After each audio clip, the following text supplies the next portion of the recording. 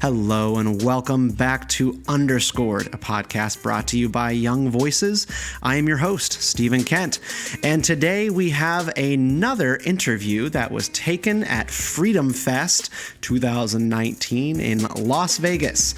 I had the chance to sit down one morning with Dave Sussman. He is the host of Whiskey Politics, a podcast on the Ricochet Podcast Network, fantastic group of podcasts in the conservative and libertarian space. And so I very much appreciated the opportunity to talk to Dave a little bit about media, sort of young people in politics. He has some advice for folks who are looking to get into media, whether that be traditional routes or what you call new media, YouTubers, podcasts. Dave and I cover a whole host of things that I hope you enjoy hearing about. And I will let you know how to follow Dave and Whiskey Politics in the show notes. So please do check that out. So without any further delay, here is Dave Sussman.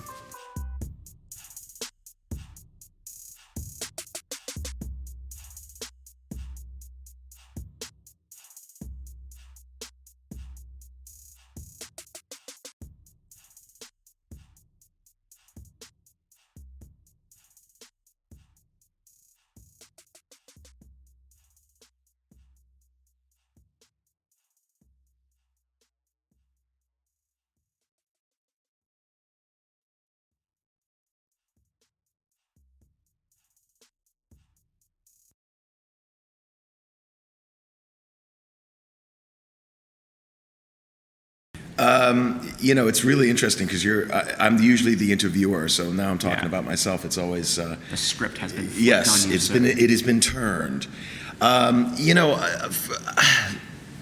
Okay. First of all, I'm a father. That's who I am. Beyond that, as far as this genre, I want discussion. I think that we're in a period in time right now, politically speaking, where we are so divided. The discourse is just so base now that you're losing friends. You're losing friends on social media. You're losing family members in real life. Yeah. And we can't talk about politics right now. And we're just at each other's, raw nerve ending. And what we did 3 years ago in setting up Whiskey Politics, hence the name, was let's sit down and have a glass of something. Doesn't have to be whiskey. That just happens to be my favorite. What do you like to drink most of all in the whiskey category? I don't have one favorite, but I do love my bourbon, and Little Maker's 46 is always very, very good. But I do love some Scotch as well, and I'll take a Macallan anytime. But it's about sitting down and having a conversation, and a long-form conversation, kind of like what you do. And I'm a big believer in the fact that we all want the same things. Just the means to the ends is how we differ. Do you believe that it is the role of a centralized government to take care of society and push policy and economic policy, social policy, whatever it may be, and have your state capitals or Washington, D.C. dictate? Or do you believe in free markets? Do you believe in the individual? Do you believe in liberty, which is what we're talking about here at FreedomFest for a few days? And so those are the differences, and then obviously you get down to the minutia on all of that, but we all want clean air. We want our borders protected. We want good schools. How do we get there?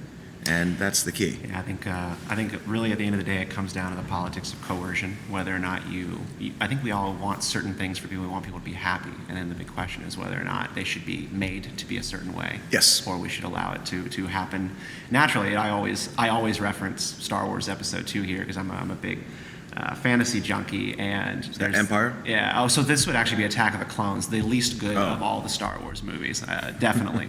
But there's this scene where Anakin and Padme are sitting in this field, and he's like, "No, the Congress is corrupt, or the Senate is corrupt. Nobody can get anything done. We need a leader who's wise and really understands what the people need." And she goes, "Okay, well, I mean that sounds interesting." He's like, "And if people can't agree, they should be made to." And she goes, "That sounds like a dictatorship to me. That sounds like tyranny." And he goes, "Well, if it works." And I think that's really what it comes down to, is you have people who they all just want everyone to get along and be happy, but sometimes there are people who think they have to be made to be that way. Yeah. They can't just be left to their own devices. Yeah, and that's what FreedomFest is about. It's definitely a libertarian conference, but you've got conservatives, you've got Republicans, you've got classic liberals. I haven't seen too many progressives here, but we all are in agreement. We may not agree with the politicians that we like, but we are all in agreement that totalitarianism is there is a growing segment of this country that, with or without them realizing it, that is what they are pushing. Yes.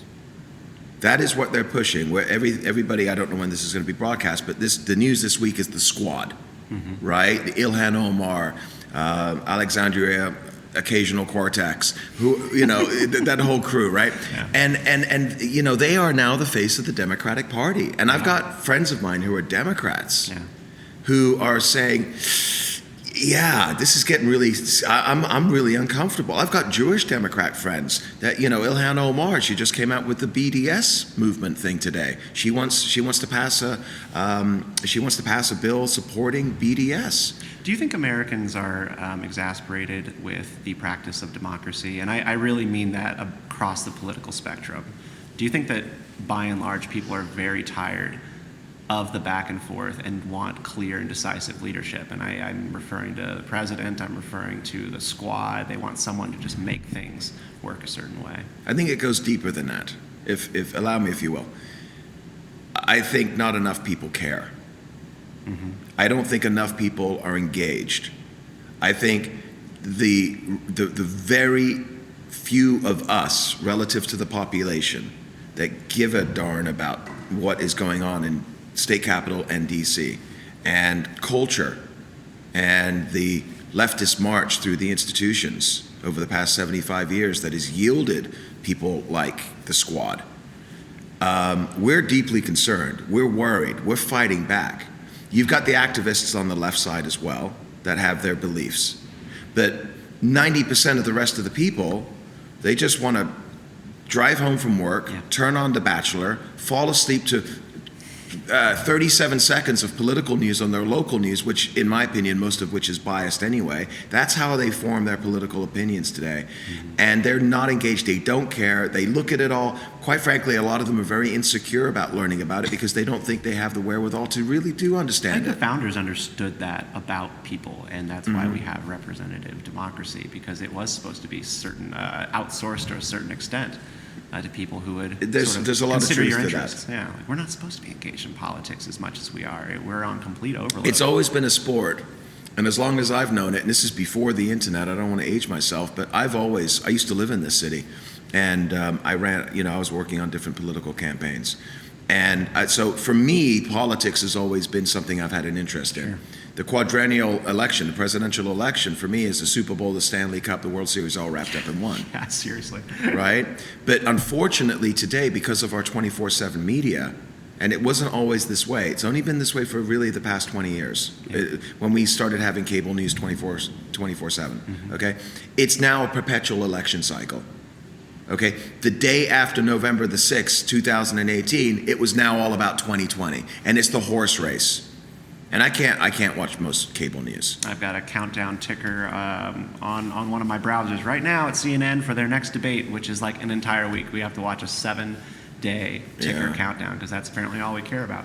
Dave, did you try to go down traditional media paths earlier in your career? Because I would say that you are in new media, right? Yeah, I am. You're in these streaming services, podcasts, these networks. Yeah. I think these areas are, by and large, the future. But did you ever try to go down the traditional road, or did you at one point? I did. So I always had an interest in doing radio. Okay. Always. But I also had to make a living. And so I went into business. I got my bachelor's in psychology. I was originally going to be in clinical psychology. I got bored of that in my 20s, went back to business school, London School of Economics, got my business degree, and I started a consulting firm in the early 1990s. And this is what I still do. Okay. And that's how I pay my living. You will not make a living in new media until you hit it big. And when I say big, a Joe Rogan big. Yeah. Okay? And that's really unfortunate because I know a lot of very talented people that are probably listening to your show, that are thinking to themselves, well, I've done a podcast, I've done 3 podcasts, nobody's listening, I'm not getting the downloads, whatever it is. If you're going to go into this, my advice is give yourself a 3-year plan and finance it. Okay. Be prepared to invest into it. Now, it doesn't, thank goodness, because the technology being as inexpensive as it is, you can download software for free, you can upload, your podcast for free. It's about getting the word out. It's about getting, eyeballs or listens, right? 25 years ago when I lived in the city, I walked into KXNT radio. I was running my business, just started it up. I was in my 20s. KXNT radio was the conservative radio station. They hosted at the time I think they have Rush Limbaugh and all of the slate of conservative talk radio on there. And I walked in and somehow I got into the station director. Just talked my way in. I've never been on radio before. A few college station things, but nothing other than that. And I told him, I said, I want to pitch a show to you. I'm Generation X. Generation X, much like the millennials and Gen Z today, we're not engaged in politics. It's the same argument. We're just wearing different clothes today, that's all. We just have different technology. We all went through this. And he said, well, what do you mean? I said, I want to engage my Gen Xers. They're partying every night. They don't care about politics. I want them to engage. Nirvana and right? Yes, it's exactly. Chumbawamba. And so and I try to sell an idea of a radio show. Mm-hmm. And he hemmed and he hawed. And I said, I'll do it for free, 3 a.m. to 6 a.m. on Sundays. I don't care. Yeah. Give me the worst slot there is. Yeah. I want to prove myself. Yeah. You got to be willing. Unfortunately, a lot of kids, and I see this with my sons today, not so much my sons, but some of their friends, not too many, but they feel like they're entitled to immediate instant success because they want something. Mm-hmm. You've got to work for it. You've got to put in the time.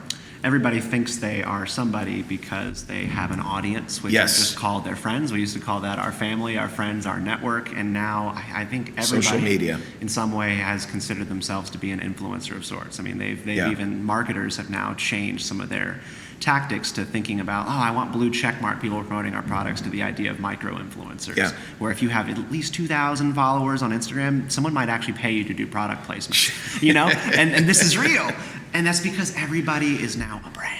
Yeah. They're their own thing. And that's really sad and it's dangerous. And fortunately, and I will say unfortunately, I haven't spent a lot of my time focused on social media. I am on social media. You can find the Dave Sussman Show, Whiskey Politics, on all of the platforms. At David Sussman on Twitter. Well, and at David Sussman on Twitter as well. But I don't focus on it.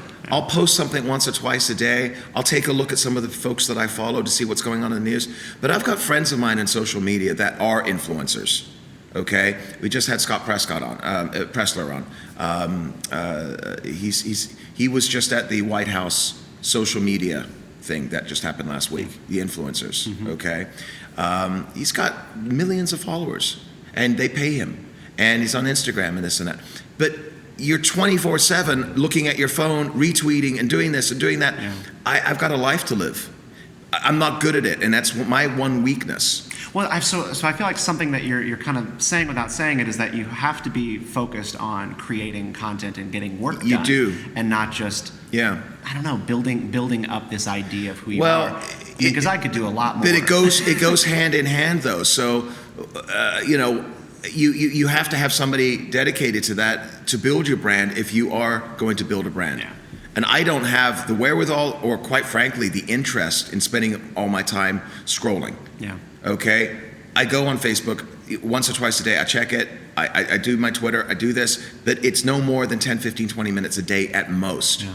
Now, I know people in social media and a lot of younger people, they're cyborgs with this thing. Mm-hmm. If they could attach it to their body without having to scroll, they would.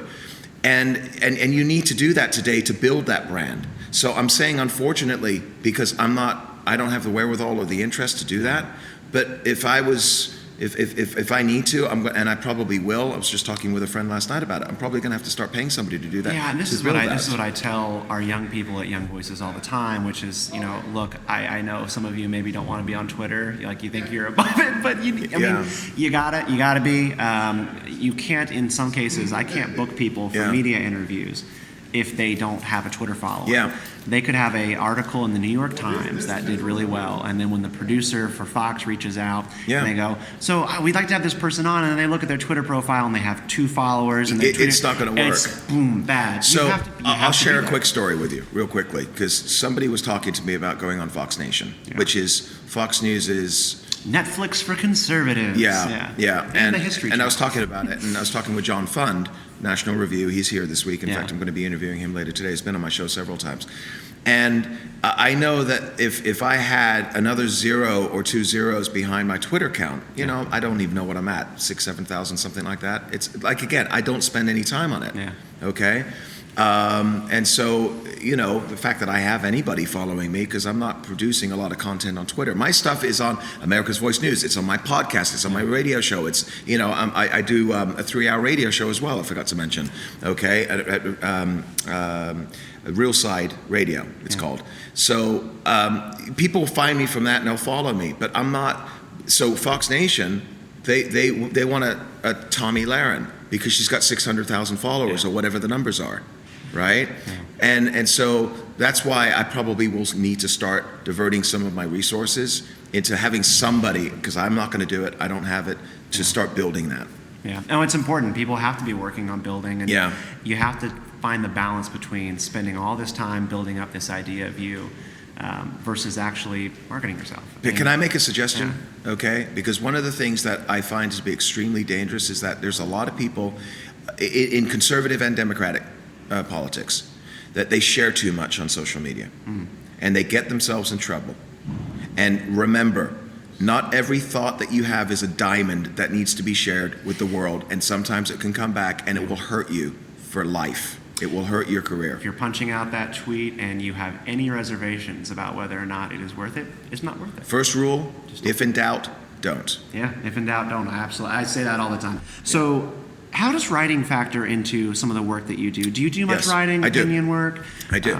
I'm a contributor at Ricochet.com, which is a right-of-center site. It's not full-blown Breitbart. But it's more libertarian. They've got some good personalities over there. They've got some fantastic people, people. And I really started to cut my teeth writing for them. I'm a contributor over there, you know, it's a funny thing because my most successful articles, the ones that get the most feedback, because there's a place for you to comment, okay, is the ones where I'm a kitten on a keyboard and I just bam out something in 20 minutes. Yeah. The ones where I try to hone my craft over 3 days and I go back and I edit and it's, you know, it's 3,000 words and it's just too long, but it gets crickets. Where did your Revenge of the Nerds piece come into that balance? Was it you read that? Yeah, was it one of the stream of consciousness pieces? It was, and I worked on it and I did hone. So that was kind of a mid between a honing and a stream of consciousness. That was a good piece. I read that 2 days ago when I was kind of going through some of your stuff, and I like a good pop culture analysis, and I actually thought it was. That got a lot of good feedback. Well, I thought it was a very good astute analysis. I think one of the biggest problems we have today culturally, and it is reflected in Silicon Valley, is vengefulness. Yes. You know, there's the actual romanticization, I'm botching that word, of revenge. Right. And I think you have in Silicon Valley a real culture of aggrievement where people want to get even with the world that wronged them. And we thought it was cute, Revenge of the Nerds, at one point. I don't think it's cute. And you can rewatch the movie and you go, this is pretty wrong. Yeah. The way that these kids think. I'm sure they're being bullied, but they become bullies, and they are bullies now. Yes. Yeah. Well, thank you for reading it and sharing it. No, I enjoyed it very much. Yeah, and I think that's the underlying foundation of our culture today. It's not just Silicon Valley. It's not just Facebook, where they are throttling you if they disagree with you, or they create algorithms that will disagree with some of the things that you say, and they hold you back. And we have experienced that at Whiskey Politics. I know that for a fact. We are not allowed to advertise on Facebook on certain things. We've tried. Here's my money, take it, Mark Zuckerberg. No, we do not want your money. You're too political, whatever it may be. Okay? And we're not extreme in any way. I'm very civil. I'm very diplomatic. I'm not screaming on the internet, about, crazy right-wing things. I want a discourse. We'll put some funny memes up, okay? but nothing too cruel, in my opinion. But we also see this in Hollywood. We also like the wokeness now in our movies. You know, I was sitting there I took my kids to see the latest Avengers, Endgame, okay? And they took me out of that movie. I thought it was a good movie, okay? Not a huge Marvel fan, but some of them are very good movies, okay? They took me out of the movie when they did all the women combining, all the females, you know. It was like, it was so pandering. It wasn't necessary. There was no logic why all of these female superheroes all showed up all at the same time. It was like a Wonder Twin Powers moment, you know, feminist moment. And it was like, and it just took me out of the moment. Yeah. It wasn't like, oh, that's really, no, it was just like, okay, come on, Hollywood, really? You needed a pander there for a few seconds? And you see that with the Gillette ads. You see that with, you know, Brawny paper towels. You know the Brawny man with the flannel shirts? Yeah. Okay, now they've got 3 women of color, you know, for the paper towel, for the paper towel on the paper towel box. And it's, well, wait a minute. You are so... what's the word that I'm looking for here? It's early in the morning. I wonder what they're going to do with the Clorox, man. Okay, right. What's going to happen with Mr. Clean? But wait a minute, Madison Avenue, wokeness. You telling me that you need 3 brawny women to do what one brawny man once did? Yeah. Wait a minute. That kind of, you know, goes against your argument here. Yeah, I mean, I try not to be too reactionary to that stuff, but I guess what I always wonder is, like, what is the trade-off here? Did anybody ever not buy Brawny paper towels because there was this man in plaid on the front? Like, did you bring in new customers, or are you just trying to get, like, plaudits on Twitter? You're getting, that's what it is. Like, what? It's look at us. Yeah. I mentioned to you the march through the institutions. It's been over 70 years. Started with the Frankfurt School, going all the way back to the 1940s. You know your history, and they kind of assimilated into academia, and then they started to teach in academia because they didn't want to go into the real world and actually make a living, right? So, and now the spawn of that and the spawn of that are now going into our corporations, and that's why we see, you know, the Gillette ads or the Nike take a knee things, and that's all why this. I've said campus political correctness and safe spaces and all that stuff. That doesn't bother me so much as just what happens after college. It's what happens as a result of that is the real damage. When people get outsized power, when you go to companies like Google, when you start working in the private sector, you can have a huge impact there, and that's where that culture, I think, has the biggest effect. You mentioned kind of like, you know, woke capitalism. Reminded me of the Oreo packages that they were selling at Pride Week. Where I read in the Daily Wire that Oreo is selling new packaging that tells kids about gender identities, and has the Oreo package, and on the back it has written out gender names or, like, you know, titles. You're kidding. You don't want to be Mr. or Mrs. You can be Mix or something like that. And I was like, all right, that's insane. Oreo is actually doing that. What's the gain there? And then I looked into it more, and it was just a limited edition Oreo that they were handing out at Pride events, but they're not bold enough to put it on shelves. They're not bold enough to sell that, because that would hurt their brand overall. But they just want to perform. But they're micro-targeting, aren't they? They're as from a marketing standpoint, right? Forget the politics, forget the cultural aspect of it, just pure business. They've found a population, and Pride Week is everywhere, all across the world. It wasn't just packaged for that one particular parade. They've got it coming up here in Las Vegas in a few weeks. I just saw a sign last night. So maybe they're just doing a one-off run for the particular Pride parades around the world. I don't know. Maybe so. And I think to round us out here, because we've kind of gone down this path, when you're in media and commentary, when you're in podcasting, any of this, do you think it pays to be reasonable, be nuanced? Do you think that there is space for that? Or does this medium really require strong takes that are very clear and decisive, right? Yeah. When I try to strike a middle ground in my writing, it's usually kind of messy. But when I try to be like, all right, I'm going to bang the table in this piece I write, it's usually a better piece. It's a very, very astute observation, and it's a very good question. Okay. My answer is twofold. Number one, the loudest, most aggressive, ardent voices get the most views and gets the most clicks. Mm-hmm. When I'm doing my radio show and that goes up on YouTube or whatever it is, I'm a lot more aggressive. I sometimes have rants, whatever the issue of the day is. Sometimes those go viral. Yeah. Okay. when I'm sitting here and I'm playing the middle ground, or I'm being very, or being more like yourself. I'm being myself. Myself is what I am. You have to be yourself. That was my second point. Yeah. Do not try to be somebody else. Do not try to be somebody that you respect in media. Do not try to emulate their personality, because it may work for 1 or 2 episodes, but that is not you. And then what happens is that starts to evolve into something where you've got this, eventually you don't recognize who you are. And now you're performing. Yeah. And that's short-lived. Secondly, if you are going to try and perform for clicks, okay, you are eventually going to say something that's going to ruin you. You're going to say something that's going to get you kicked off of social media, suspended or expelled off of social media completely, okay? That's going to hurt your career. Secondly, it can hurt you financially for years to come. Everything today is permanent. Everything. Even if you have 600 followers on Twitter, nobody's following you, whatever it may be, okay? You can say something, and you can be applying for a job down the road 10, 20, 30 years from now, and that will come out. So don't try to be a Milo.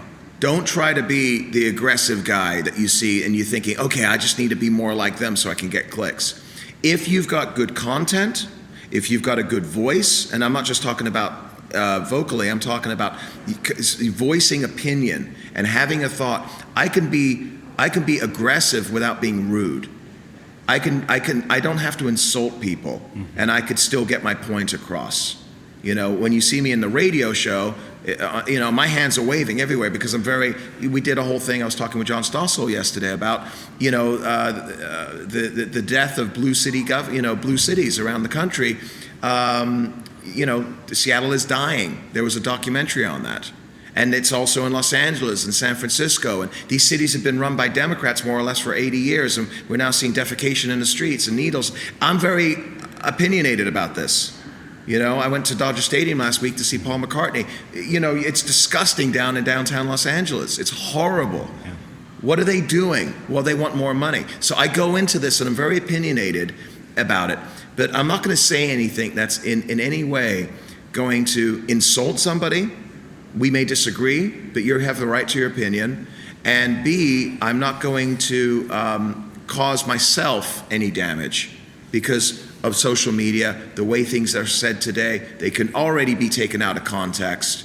But if you say something that can come back and haunt you, you're short-lived in this industry. A lot of people in this space are making their money elsewhere. Like you said, you kind of do consulting, and you got to think like, all right, what do I do here that impacts what is actually making me more of my money to have this livelihood I enjoy?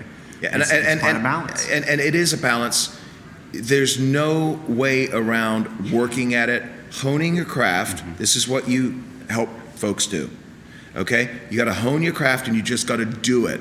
You got to start doing it. Start interviewing friends or family members or your dog and just start creating your voice. And the first one or the first 6 are going to suck, right? They're not going to be any good, but they are going to get better. Yeah. Number 3 is going to be a lot better than number 1, and number 6 is going to be a lot better than number 3. And by the time you've created this, you now have a product and you can start uploading it, and people are going to and you will gain an audience, but it doesn't happen in 2 weeks. It takes a build. It takes some time and effort. Dave, you've given me more time than I asked for. Thank you so much for joining Underscored today to talk a little bit about your life, your career, and how to rise in media. Pleasure. Thank you. Dave Sussman is the host of Whiskey Politics, and he's a host over at America's Voice News and a contributor to Ricochet.com. All right, and that brings us to the conclusion of my conversation with Dave Sussman of Whiskey Politics. He is a contributor as well to Ricochet.com, and you can also catch him on America's Voice News. Really big thank you to Dave for taking the time to chat with me at FreedomFest in Las Vegas this past year about media. You can follow him on Twitter at David Sussman. That's Sussman, David Sussman, and subscribe to Whiskey Politics, part of the Ricochet Podcast Network. This is the end of Underscored. We'll be back later this week with more. Until then, stay free.